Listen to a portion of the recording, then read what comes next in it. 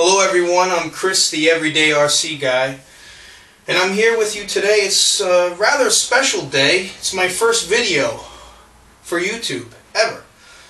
I think that's pretty exciting. I created this channel for a couple of reasons, but the reason why I call myself the Everyday RC Guy is because I'm an RC fanatic, and I know there are a lot of other RC fanatics out there like me who are everyday guys who go to work every day, work 40 plus hours a week.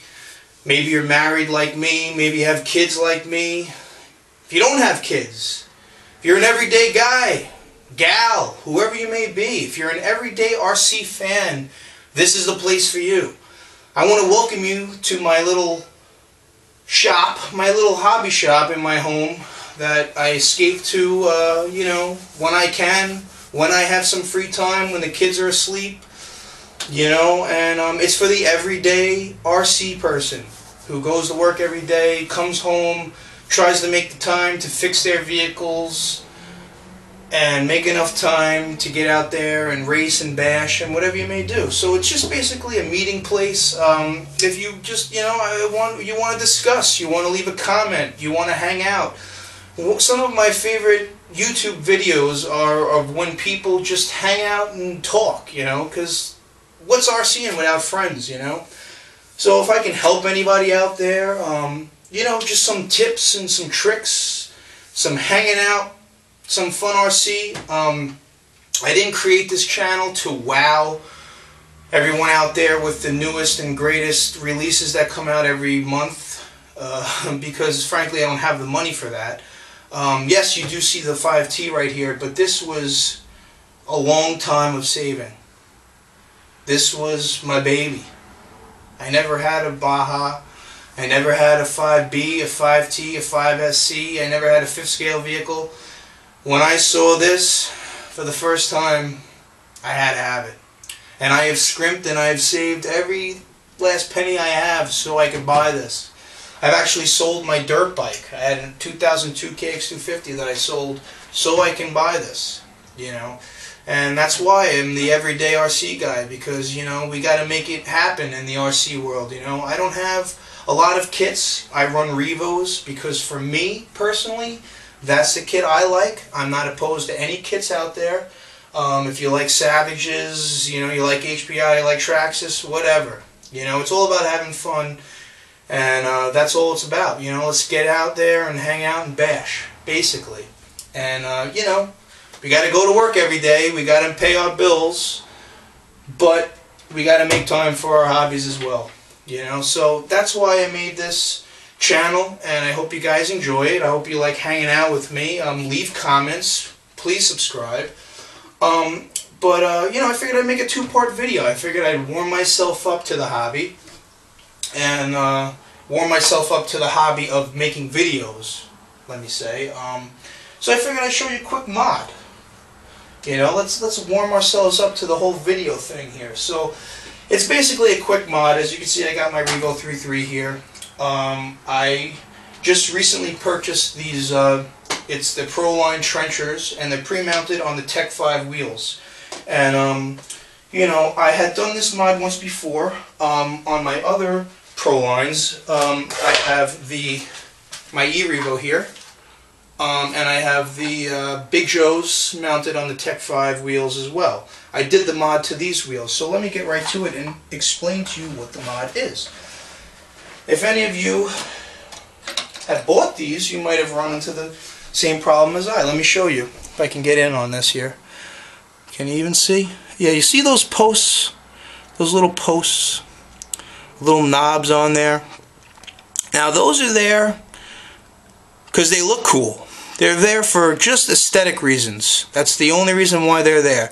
And if any of you have one of these, which is a wheel wrench for your truck, 17mm wheel wrench, when you try and tighten down your wheel nut, these knobs prevent you from being able to tighten your wheel nut down all the way. And let's face it, nobody likes loose nuts. So immediately I said to myself, we're going to have to fix this, because what happens is, I don't know if you can see that, but you strip out your wrench. And yes, you can carry around a 17mm ratchet with a socket, but for me, I don't want to carry around a ratchet and a socket just for my wheels. I have this toolbox here, as you can see. I can bring this with me whenever I go bashing. I have a nice 1/4 inch ratchet and a 1/4 inch set. For me, there's no reason to carry around an extra ratchet and a socket just for my wheels. I love these plastic wheel wrenches. They're handy. They throw them in your toolbox. You get good leverage when you want to tighten them down. So let's make a quick mod. Once you mod them, they will look like this. I'm not really going to show you me doing it because I don't really have a camera angle set up right now. I think you guys out there, if you're into the hobby, you can probably figure this out on your own. This is what they look like with the knobs, and this is what they look like without the knobs. And as you can see, even though this puppy's going to be getting dirty and we're going to be bashing around, you know, we trimmed them flat. See, there's no more. There's no more knobs. We got it as nice and flush as we possibly can. And I'm going to show you what you need to do that. And that's it, you know. Figured I'd give you guys a little quick mod. All you're going to need to do the mod, see here in my toolbox, should have had it ready for you guys, sorry about that. But all you need is a pair of dikes. Every man out there needs a pair of dikes. No, I'm only joking. But that is the proper terminology for these. It's a pair of dikes, cutters, nippers, expensive toenail clippers. You gotta have some pretty gnarly toenails to cut them with these. But yeah, that's what they're called, dikes. Craftsman. And you want to use the smallest ones that you can find, because obviously it's a small area to get into. And basically what you're going to do is you're going to take the wheel and you're going to nip them as flush as possible. You can see that. It's hard for me to get in there, but basically you're going to go in there and you're going to get them as flush as possible and as flat as possible. You might want to lay this flat on a table, wear some safety gloves if you're afraid you might nip your thumb off, because if you got big thumbs like I do. And see how I'm pressing right on that knob? And all we're going to do is nip it right off. Now, the next phase is a Dremel. Every person that's into the hobby should have one of these. I can't say enough about these Dremel tools. They're so handy. They can do things that you never would have thought you'd ever be able to pull off. They're just a great tool to have in your toolbox. These cordless ones are great because you can just throw it in your toolbox, charge it up before you go out, and it's ready to go if you need to modify anything. Usually they don't come with the bits. If they do, they might come with one. And seriously, you can buy like a 32-piece Dremel kit at Lowe's for like, I think I got it for $12, $11.99. So you can't beat that. And this just happens to be,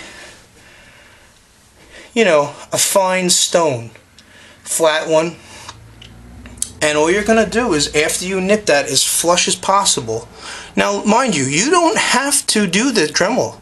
You can just nip it as flush as you want and go out there like that if you really want to. But, you know, I just wanted to give it a nicer look, a flatter look, you know. And basically, you're just going to go in there with this tool and grind down that nub. And that's it. Done. It'll take you probably about 20 minutes to do, you know, there's 8 little knobs on each wheel, you know, and it'll take you probably about 20 minutes if you go at it. You know, it does get a little bit dusty. Wear a dust mask if it does bother you, or just hold it away from your face, and that's it. Just take your little Dremel, grind it flat, and that's it, guys. Once it's all done, when it's mounted on the vehicle, it will look like this. You can see. I gotta get better lights in here. That's another thing I gotta do. You know, but Yeah, you can see. See that? See that there?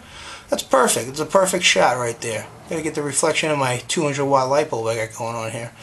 But that's how we make it happen. And that's it, guys. Alright? So with that being my first video, that was a success, I would have to say. Worked out pretty good. I will say goodbye for now. I don't want to make it too long. I don't want to bore you guys. But if you like hanging out with me, if you like what you saw, subscribe. We'll hopefully be putting out a lot of videos.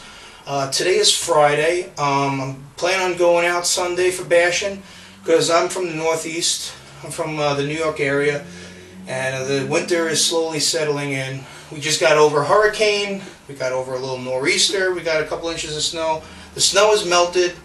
The weather's all messed up. The time change just happened. We fell back. It gets dark out at like 5 o'clock in the afternoon. It's horrible.